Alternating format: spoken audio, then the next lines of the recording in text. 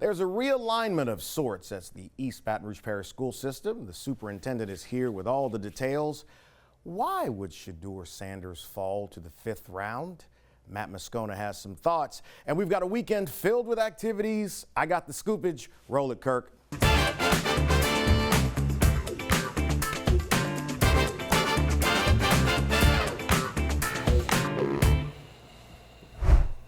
Houdini has nothing on my guest. He has pulled off sleight of hand in so many ways to benefit the children of East Baton Rouge Parish. The quite dapper superintendent of schools, Lamont Cole, is kicking us off on this episode of the show. What's going on, brother? Hey, man. How you doing? Thanks for having me. Right hey, I know a guy.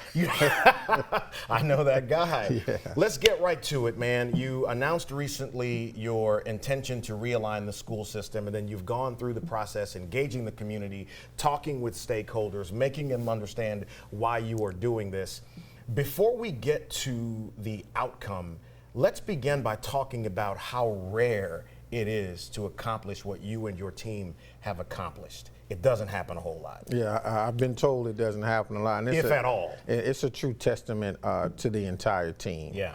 We worked extremely hard. You know, I have a really good staff who understood and understands what we are trying to accomplish in terms of meeting the needs of our students. We have a really outstanding communication department who understand what the messaging needed to be in various different parts of the community, because the messaging had to be the same in terms of what we're trying to accomplish, but it had to be delivered differently. Nuanced depending on where you are. Absolutely. And so, you know, working with our comms team, working with staff and developing the messaging, developing the strategy, we had a really good consultant who's done this work at the federal level come in and kind of talk us through some of the mistakes the federal government made when they were trying to realign the airports around the country. So we learned a lot from those experiences, and we used what we learned to communicate to the community what we were trying to accomplish, always putting the goal, which is to have better outcomes for students.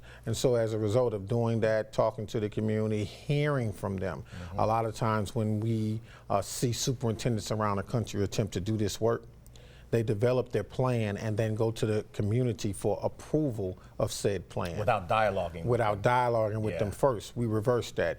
We went to the community and asked them what did they think, what did they want to see, how did they want this to happen, and then as we developed the plan, it wasn't our plan as much as it was the community's plan based on the feedback we received. Look, I told the superintendent before we started that someone we both know, the former superintendent in Caddo Parish, attempted this some years ago, and there was so much pushback. I believe you have built a blueprint that other superintendents around the country will be able to use. And isn't it a novice idea to engage the community when you're creating a plan? Now, if I'm living under a rock and I've heard about this realignment plan, there you see it on the website here on the screen, what is that plan, Mr. Superintendent? It's very simple. We're going to consolidate some schools, we're going to close some, and then we're going to repurpose some buildings. That's in a nutshell. What is the repurposing? Like what categories? The repurposing of buildings. So we believe we need to have early literacy learning centers, right? And so literacy foundation centers is what we're calling them. And so when we repurpose some buildings, we're looking at Marydale and Melrose Elementary, which are currently pre-K through 5 sites. We want to convert them to pre-K through 2 sites. And so therefore we can really focus on the foundational learning of our young kids in an environment where all of the kids are close to the same age. And then we can talk about the fluency of grade levels, and then we can remove the grade level status and just talk about the ability of the students in the classroom and provide them with the support they need so they can be ready for 3rd grade. We're reconfiguring Capital Middle, right? We're repurposing that facility. Currently it's a 6 through 8 site. In the realignment plan, it's going to be a 7 through 12 site. We're repurposing Capital Elementary School. It's currently a pre-K through 5, and the plan is going to be a 3 through 6. And so Glen Oaks Park is currently a pre-K through 5. It's going to be a 3 through 5. So as we look at all of these repurposed facilities in terms of meeting the needs of kids, we're also going to increase and change some of the academic program to better provide support for the kids. What's the fiscal benefit to this? $5.7 million immediately saved as a result of this, and then we can use those dollars to provide resources directly in the classroom for kids. That is the first goal of the plan, to redirect the resources, to be intentional about how we provide support for students in the classroom, particularly where we know they need support the most in areas where we've seen challenges in terms of their learning.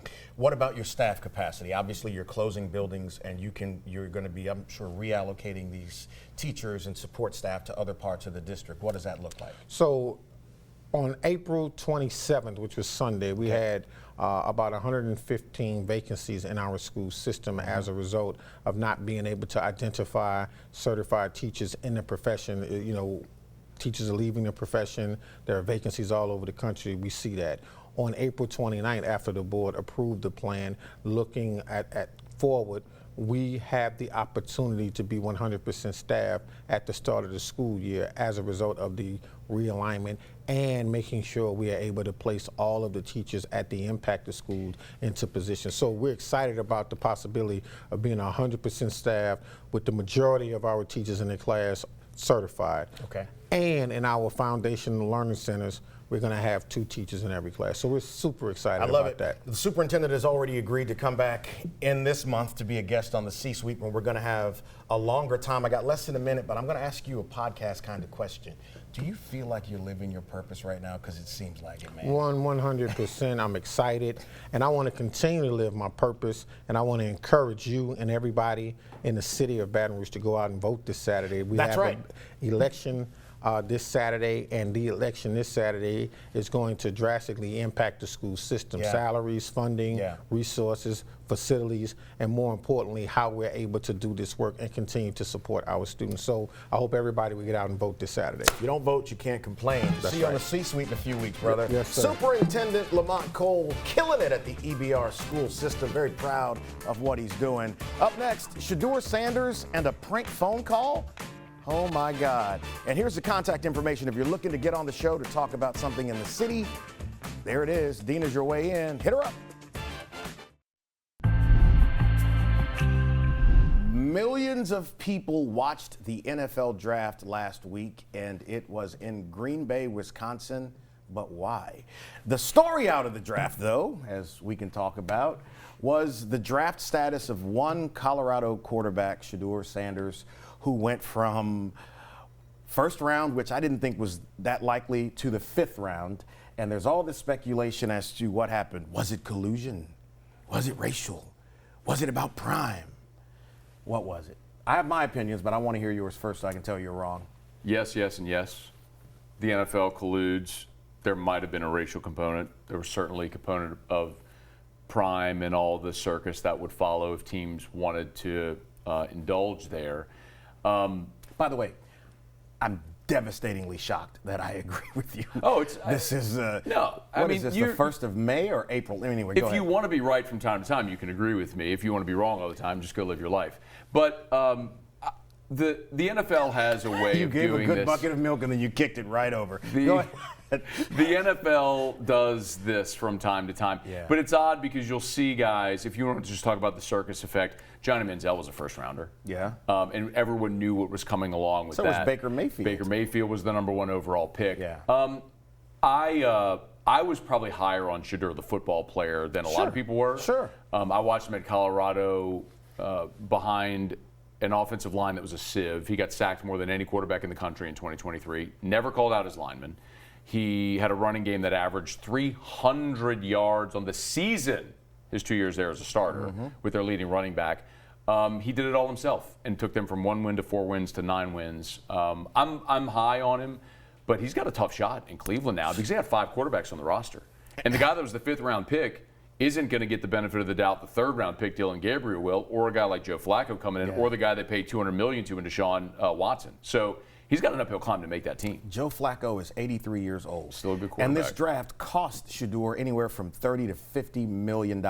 Let's change pages here and go to the Saints. The Saints passed on him. They passed on him 3 times, I believe, right? Well, they passed on him 4 times. 4 times. So how do you feel about the Saints draft? And then I'm going to get to this rant I saw you have about Derek Carr. I could rant about David, too, if you'd like. But nobody Saints, knows who he is. When you're, not anymore. When you are as bad as the Saints are, and your roster is as bad as the Saints roster is, it's old and expensive, and you won 5 games a year ago, you need everything.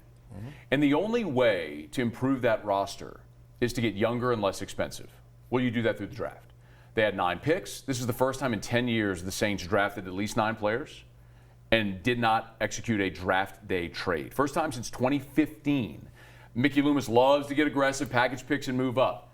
They needed young, inexpensive bodies, and they got 9 of them. I'm stunned they didn't draft a big-bodied wide receiver. That was a really big need that they didn't address. But other than that, I mean, they took 9 players, all at positions of need, because they need everything. LSU had a lot of players go in the draft. It was a really good night for the SEC overall. How do you think the Tigers fared with who they sent to the big show? Yes, 7 guys. Will Campbell. How about Will Campbell becomes the highest drafted offensive lineman in LSU history, 4th overall to New England. Good kid, too. Great kid. Yeah. He'll fit in beautifully there. New England drafted their franchise quarterback a year ago in Drake May, so they got their franchise quarterback. Now they got their franchise left tackle. The guy in the draft I think to watch is 2. One is Mason Taylor. The Jets don't really have an incumbent tight end. Really cool, too, where his dad, Jason Taylor, finished his career with the Jets. So it's an interesting picture of young Mason Taylor in a Jets jersey at the game. Had a green mohawk, too. I don't know how that guy, I don't know where he went to school. That wouldn't have flown at Calicut. I couldn't have worn a green mohawk. But you can't wear a mohawk, period. Well, then I could. Well, neither can I. That's what at that point in my life I could. Right. But no, I think Mason Taylor with the Jets is going to. In another draft where you didn't have Colston Loveland, Tyler Warren, he's probably the #1 tight end in the draft.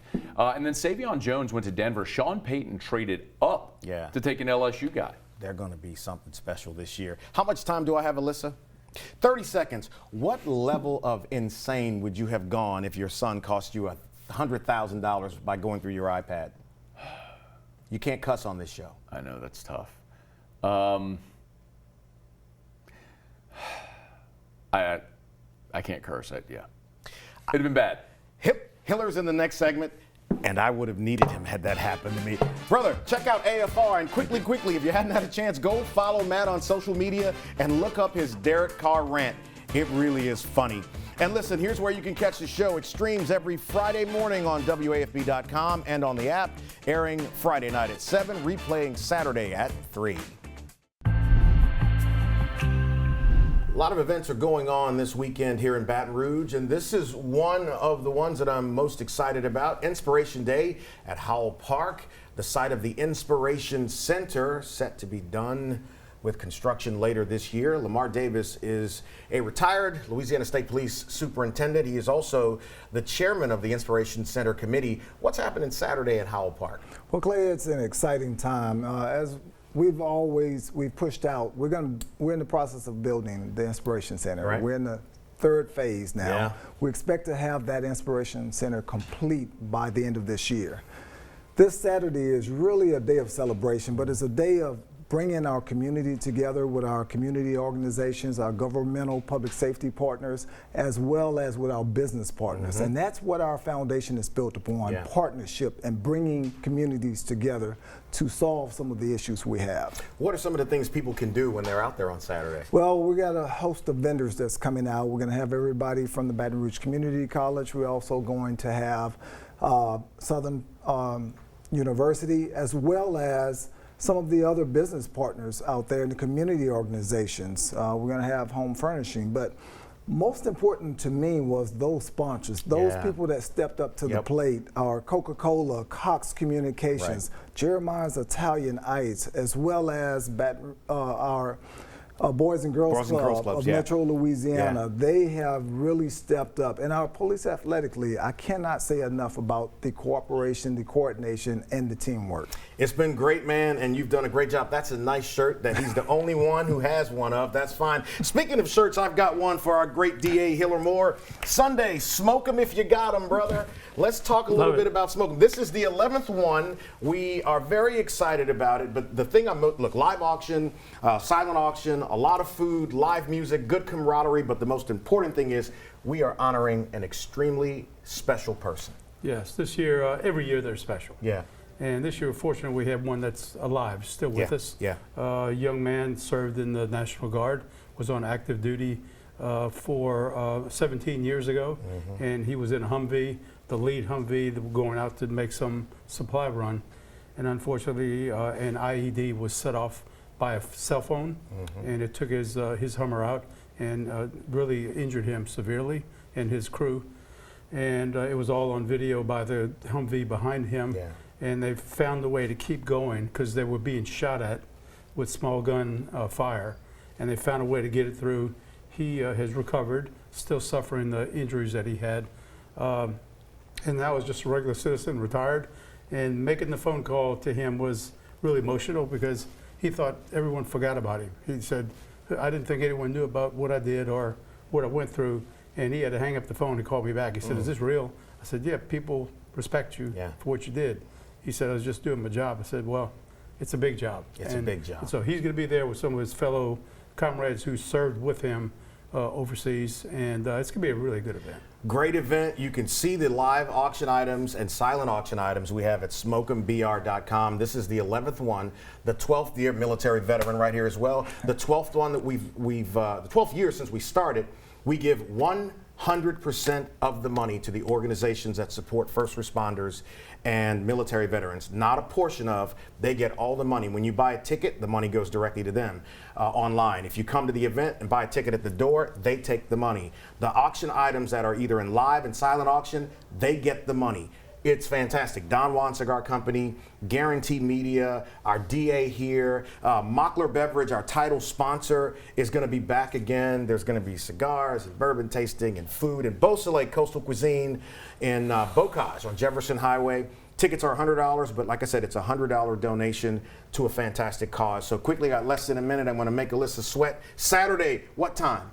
Between 10 o'clock, 3 o'clock. Hey, I know it's supposed to be raining, but it will Leave that not to rain God. on us. We're going to be out there regardless because this level of commitment is not decided by the weather. That's right. Go vote and then come to Inspiration Day, and then on, I know you love that, and then on Sunday, Smoke 'em. Talk a little bit about it again. So voting starts at 8 o'clock, but smoke 'em starts at 4 o'clock at Beausoleil, and it's normally really, really hot, but hopefully things will be cooled down by that day. But this is a very great emotional event. Looking forward to it. A busy weekend. I can't wait to get into it. Coming up next, we got a couple of organizations doing some great things. And the C-Suite right now features a conversation with our DA. Check it out. Next week, our coroner, Dr. Bo Clark. All right, a couple of events in the Go Home segment we want to talk about. Bowling and brunch. Not so great at bowling, but I brunch. Let's talk about the event that's happening on May 10th before Mother's Day. Hear a little bit more about it next week, too. But tell me about it. What is the event? So the event is, of course, we have bowling, of course, we have brunch, but we'll also have resources that single parents can come through and get. That's the hook. As far as business consultant, I have Ms. Shad Cobb right here with me, who's co-hosting the event, and she has a program for female entrepreneurs that helps them grow so much in business, and she also does consulting over 4 states, so she's doing amazing work, and I knew I couldn't do this event by myself, and she's also a single mom as well, so with her, she's able to give back to people just like her. Well, she'll be here next week to talk a little bit about this going into Mother's Day weekend. How can people get tickets if they want to come to the event? So for both of us on our Instagrams, mine is Jalen Norwood RE. You can click the link in the bio, and for her is Shy's Consulting. But you can also go to Eventbrite and find the event on Eventbrite as well. Bowling and so how do you put those together? So whenever I was going to Restic Social, which is where the event is at, they require you to have a food package when you want to do something. So with the food package, they said, hey, we either have this or we have brunch, and brunch sounded a little bit better. So I was actually asking about the brunch. bowling part, but we'll ask Shy about that next week. You have to explain that one to me about it. And then a few weeks ago, we had Dr. Butler in here to talk about C-Lot Productions, and there's a graphic for the event, Bowling and Brunch. I ain't coming because I'm not going to embarrass myself in front of anybody there at the event. But Dr. Butler was here with C-Lot Productions talking about what she's doing with young people, and I wanted her to come back and bring some kids with her to talk about the program again. And this very, very dapper young man. What is your name, young man? My name is Gavin Andrew Cola. All right, and who is with you here? This is Jay Xavion and this is Jeremiah. So let's talk about what you do with these beautiful, beautiful kids. Well, again, thank you so much for having us back on the show. You got it. And of course, I am the founder and director of C-Lot Productions Incorporated, and we teach the babies acting, singing, and dancing. But they're not babies too much anymore. They started off about maybe 3 years old on up, and they are very, very happy to be a part of the Performing Arts program. This is my Ascension Parish kids. Oh, okay. We have different regions that we're in. men, and Okay. all three of these young men are in the Ascension Parish area. He's sharper than a new knife right here. Don't come on my show out dressing me, boy. What's up? And so how long does the program run? The program runs every quarter, so Yeah. that's every 3 months, and it's a year-round annual program, and it's because of our sponsors that we're able to do it annually year-round. How do people sign up to get their kids involved? They can go right to www.clopproductionsincorp.org on our website, as well as they can There you call go. 225-623-9449. So I'll ask a question that some parents watching may have, and that is, what are the ages of the kids? Because they may see little kids, but they may have teenagers in their home. What's the age group? The age group, we now start at 7 years old, but sometimes I may start them at 5. It just depends on the intelligence of the child. And so we normally do from 7 to 17 in our annual program. Yeah. But then in the mentorship community program, I mentor adults as Okay. well that they're aspiring to be a celebrity or, things of that sort. So Come here, man. What's your favorite part about being in the program? Come over here so the camera can see you. What's your favorite part about being in the program? My favorite part is to do acting. To do acting? So you want to be a movie actor? Who's your favorite actor? Dwayne Johnson, The Rock. The Rock? Man, let's talk about this. Dwayne Johnson's your favorite actor, not Denzel Washington. Who's number 2? Probably Tony Stark from Iron Man. Robert Downey Jr.? Robert Okay, Downey yeah, you and my youngest son will be really good on that one. he's prepared an acting piece if you want to see it. What you got? How much time, Alyssa? All right, I don't have enough time. All right, you're going to come back and do that for me, all right? Hey, man, you're really sharp. Thank you for what you're doing for these kids. Next week, we highlight Mother's Day weekend. We're going to pour butter all over that because in June, it's Father's Day. And y'all remember all that love we're going to give y'all next week. Have a great weekend. Go vote. Awesome.